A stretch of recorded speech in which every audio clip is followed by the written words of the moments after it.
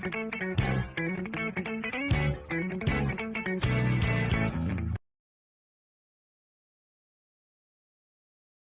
yang pertama ada persaingan mineral, makna dan pentingnya.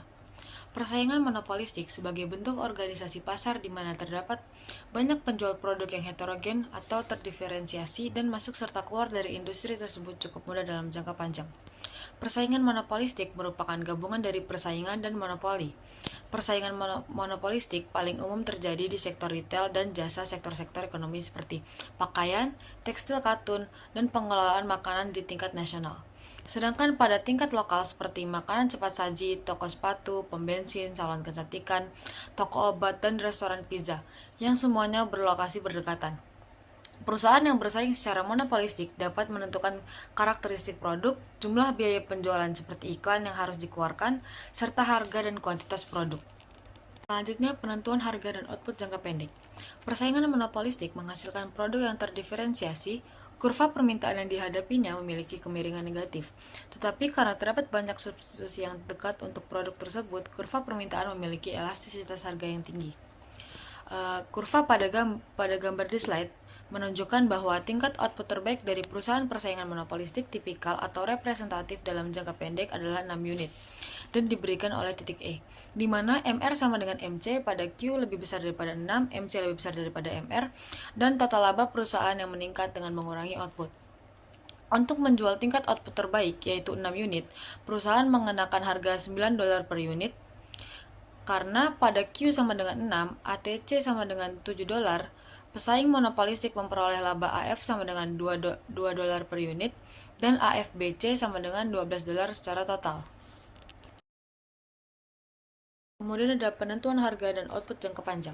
Dalam jangka panjang, semua perusahaan persaingan monopolistik mencapai titik impas dan memproduksi pada bagian kurva LAC yang berlereng negatif, bukan pada titik terendah seperti dalam kasus persaingan sempurna.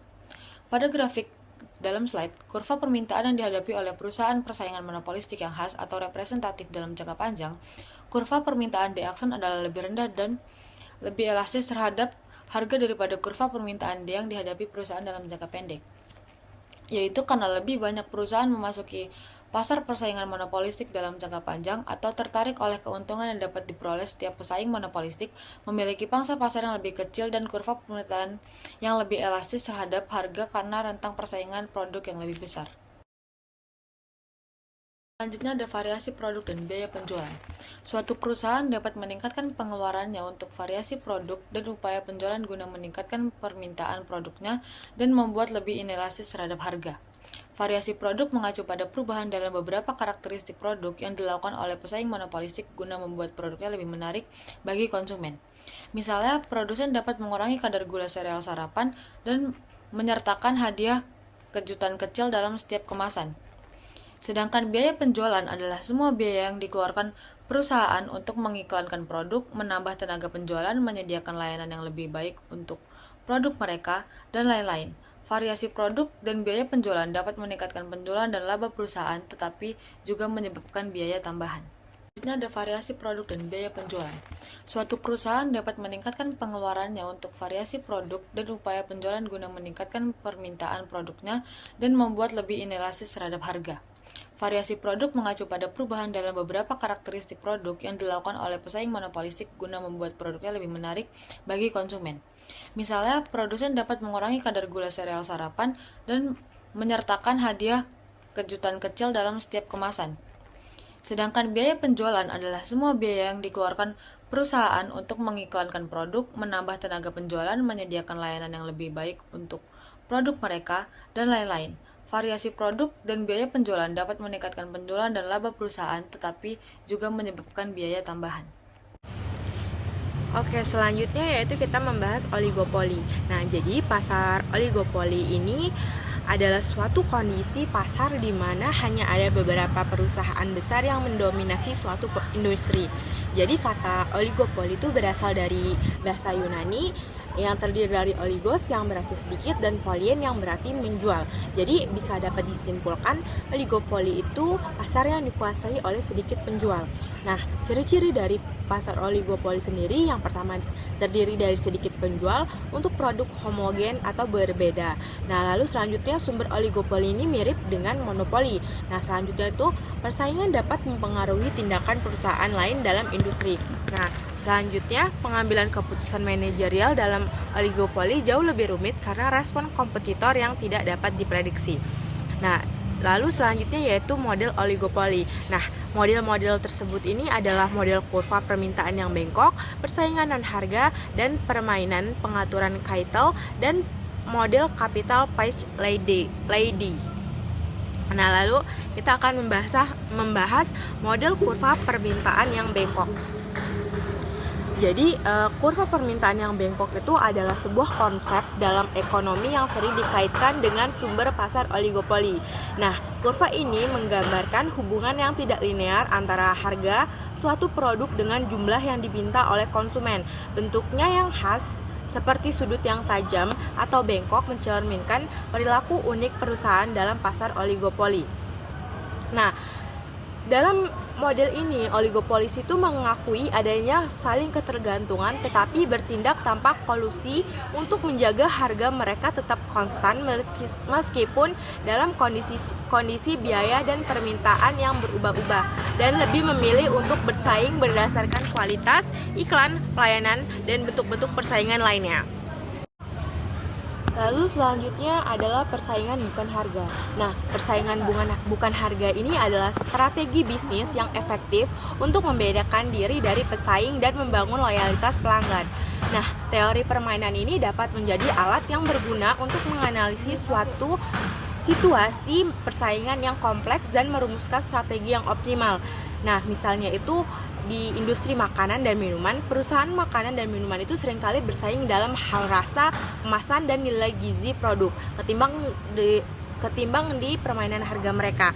Jadi mereka tuh cenderung memunculkan variasi kayak rasa yang baru gitu. Misalkan di perusahaan A dia tidak memiliki es krim rasa stroberi. Nah, kita tuh bisa memunculkan es krim tersebut sehingga perusahaan kita dapat lebih unggul dari perusahaan pesaing. Pengaturan kartel. Para oligopolis tidak berkolusi untuk membatasi atau menghilangkan persaingan usaha demi meningkatkan laba. Kolusi bisa terjadi secara terang-terangan atau eksplisit seperti pada kartel, atau diam-diam atau implisit seperti pada model kepemimpinan harga. Kolusi ilegal di banyak negara termasuk Amerika Serikat. Misalnya, perusahaan Amerika Serikat dapat bergabung dalam asosiasi internasional yang menetapkan tarif yang beragam. Ada juga pengaturan yang mirip kartel, yang disetujui pemerintah Amerika Serikat, seperti dalam penjualan produk pertanian tertentu. Banyak asosiasi profesional juga membatasi akses ke pasar untuk memastikan keuntungan monopoli bagi anggotanya. Jadi, kartel adalah kerjasama antar perusahaan untuk mengurangi persaingan demi keuntungan lebih besar. Jadi, perusahaan besar kadang-kadang bermain bersama untuk mendapatkan uang lebih banyak. Mereka juga bisa kerjasama terang-terangan seperti kartel atau diam-diam mengikuti harga yang ditentukan. Di beberapa negara, ini bisa jadi diperbolehkan. Misalnya, perusahaan bisa membuat harga sama atau punya aturan khusus untuk jualan. Ada juga kelompok yang membuat aturan supaya orang lain tidak bisa masuk, jadi anggotanya bisa dapat lebih banyak keuntungan. Kemudian jenis kartel yang paling terkenal adalah kartel terpusat. Kartel terpusat merupakan perjanjian formal di antara produsen oligopoli suatu produk untuk menetapkan harga monopoli, mengalokasikan output di antara para anggotanya, dan menentukan bagaimana keuntungan akan dibagi. Hal ini dilakukan OPEC, organisasi negara-negara pengekspor minyak. Jadi, kartel terpusat adalah kerjasama formal antara perusahaan oligopoli untuk menetapkan harga, seperti menentukan harga monopoli yang lebih tinggi. Selanjutnya seperti mengatur produksi, yaitu membagi jumlah produksi di antara anggota, dan yang terakhir membagi keuntungan, yaitu mengelola pendapatan bersama sesuai kesepakatan. Jadi contoh kartel ini adalah OPEC tadi yang mengontrol produksi dan harga minyak dunia demi keuntungan anggotanya. Kartel semacam ini sering dikritik karena merugikan konsumen dan membatasi persaingan. Selanjutnya di sini ada gambar kurva, yaitu kurva permintaan pasar total, dan MR adalah kurva pendapatan marginal yang sesuai untuk kartel terpusat dua perusahaan. MC2 untuk kartel tersebut diperoleh dengan menjumlahkan secara horizontal kurva MC dari kedua perusahaan anggota. Otoritas terpusat akan menetapkan P sama dengan $8 dan menjual Q sama dengan 50 unit yang diberikan oleh titik E di mana kurva 2 MC berpotongan dengan kurva MR. Jika perusahaan satu menjual 20 unit dengan keuntungan $1 per unit dan total $20 yaitu area yang diarsir, dan perusahaan 2 menjual 30 unit dengan keuntungan $2 per unit dan total $60, maka kita memiliki solusi monopoli. Akan tetapi, bagian keuntungan masing-masing perusahaan dapat ditentukan melalui tawar-menawar. Selanjutnya, terdapat kepemimpinan harga. Salah satu cara untuk menyesuaikan diri dalam pasar oligopoli tanpa memulai perang harga atau kolusi adalah dengan kepemimpinan harga. Perusahaan terkemuka dalam industri mengubah harga, kemudian diikuti oleh perusahaan lain. Jadi pemimpin harga bisa mengubah perusahaan terbesar atau yang dominan. Perusahaan berbiaya rendah atau perusahaan barometer juga bisa menjadi pemimpin harga dalam model ini. Perusahaan dominan menetapkan harga untuk memaksimalkan keuntungan, sementara perusahaan lain menjual dengan harga itu. Dan perusahaan dominan bertindak sebagai pemasok monopoli residual. Perusahaan pengikut bertindak seperti pesaing sempurna atau pengambil harga. Selanjutnya terdapat grafik 12.6D, terdapat kurva permintaan pasar total untuk produk homogen yang dijual di pasar oligopolistik, dan kurva MCF adalah penjumlahan horizontal dari kurva biaya marginal dari perusahaan pengikut di industri. Karena perusahaan pengikut berperilaku sebagai pesaing yang sempurna, mereka memproduksi di mana harga yang ditetapkan oleh pemimpin sama dengan MCP. Kemudian D kurang dari sama dengan MCP sama dengan D adalah kurva permintaan yang dihadapi oleh pemimpin atau dominan. Misalnya, jika pemimpin menetapkan P itu sama dengan 7, pengikut pemasok HB itu sama dengan 50 unit produk. Tidak ada yang tersisa untuk disediakan oleh pemimpin.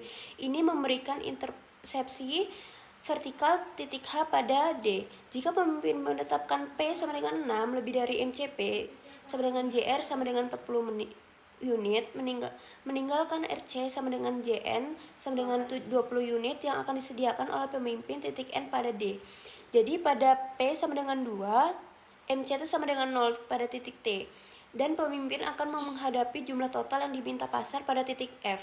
Dengan demikian, kurva permintaan yang dihadapi oleh pemimpin adalah D, dan kurva pendapatan marginalnya adalah MR. Jika kurva biaya marginal pemimpin adalah MC, pemimpin akan mengatur P sama dengan 6 yang diberikan oleh titik N pada D, di mana MC sama dengan MR secara berurutan untuk memaksimalkan total keuntungannya. Jadi, PDAP itu $6 pada pengikut pemasok dan JR itu 40. Dan pada slide selanjutnya terdapat implikasi efisiensi oligopoli, di mana oligopoli mengacu pada jangka pendek di mana perusahaan dapat memperoleh laba, titik impas atau kerugian. Jadi perusahaan akan keluar dari industri dalam jangka panjang kecuali jika mereka bisa memperoleh keuntungan dengan skala pabrik yang optimal.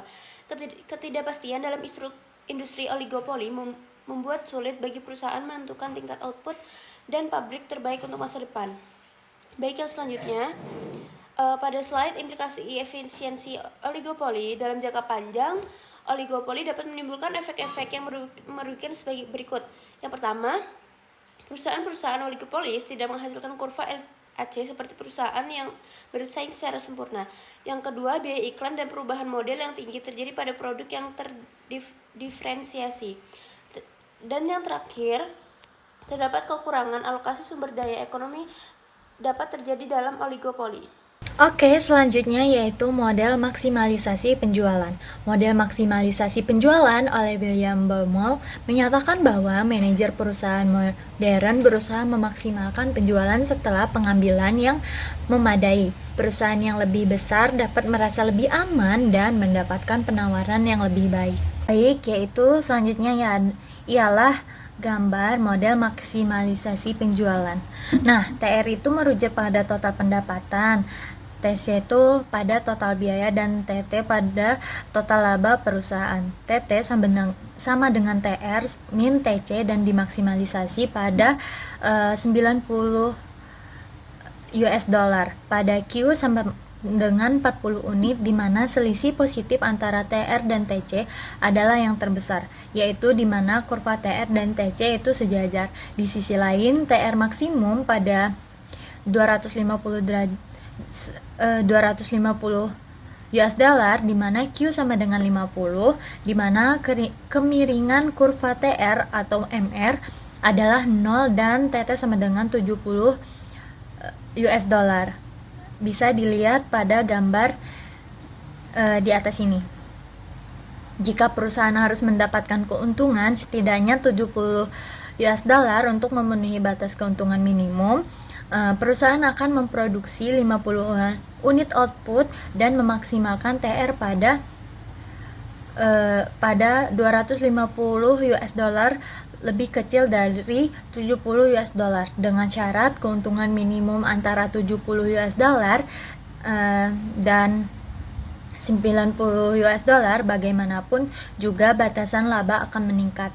Misalkan sebagai contoh, untuk mendapatkan laba minimal 80 US dollar, perusahaan harus memproduksi output sekitar 47,50 unit.